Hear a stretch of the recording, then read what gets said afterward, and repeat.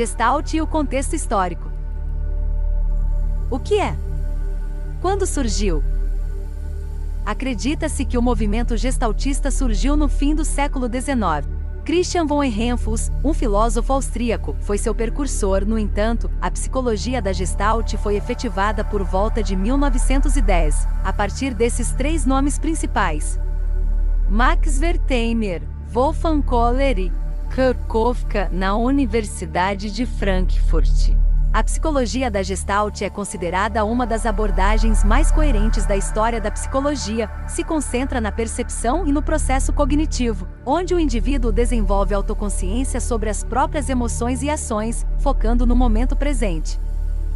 A Gestalt ressalta que a mente humana possui a capacidade de processar estímulos visuais, auditivos e outros tipos de informações para formar uma percepção mais completa. O termo Gestalt significa literalmente forma ou configuração.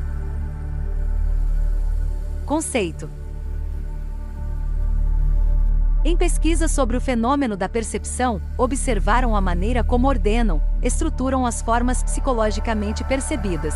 Essa organização pode ser chamada de padrões, fatores, princípios ou leis que explicam o motivo pelo qual percebe-se as coisas de determinada forma e não de outra. As principais leis da Gestalt. Fechamento. Se conceitua na formação de unidades com uma tendência de seguirem uma ordem definida, um agrupamento de elementos onde se constitui uma figura mais fechada e completa, garantindo melhor compreensão. Continuidade.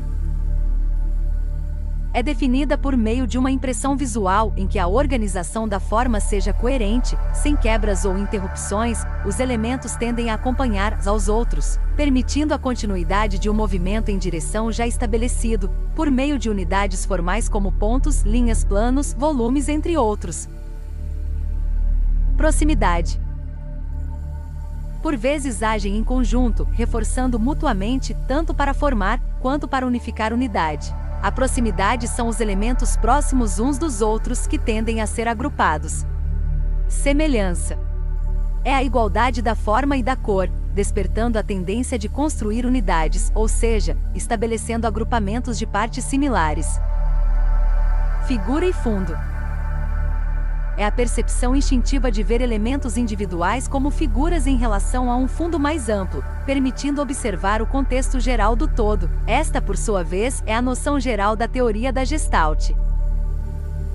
Importância da teoria. A psicologia da Gestalt é uma fundamentação teórica, ofertou base para a prática clínica da Gestalt-terapia de Frederic Perros e ao longo do tempo os seus princípios foram fundamentais para a construção das técnicas usadas atualmente. O conceito utiliza vários princípios, entre eles, o da totalidade, que enfatiza o todo e não somente partes isoladas, o princípio da diferenciação figura-fundo, que visualiza o contexto de forma geral, possibilitando a identificação entre os sintomas e suas possíveis causas. Ética. Consentimento informado. Consentimento do cliente. Privacidade e confidencialidade. Respeito à privacidade e manter em sigilo. Respeito pelo cliente. Tratar com respeito e dignidade, evitando discriminação.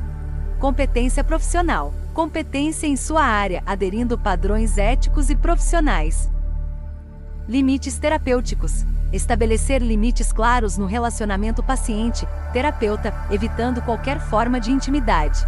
Supervisão clínica. Buscar supervisão clínica regular, para garantir o melhor tratamento e cumprindo padrões éticos. Agora que vocês sabem sobre a Gestalt, vamos fazer um teste psicológico?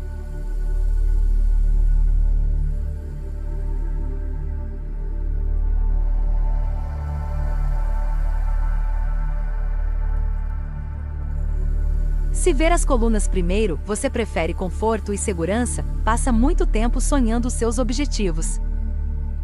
Ouviu as pessoas primeiro, você tem espírito livre e gentil, às vezes toma decisões radicais.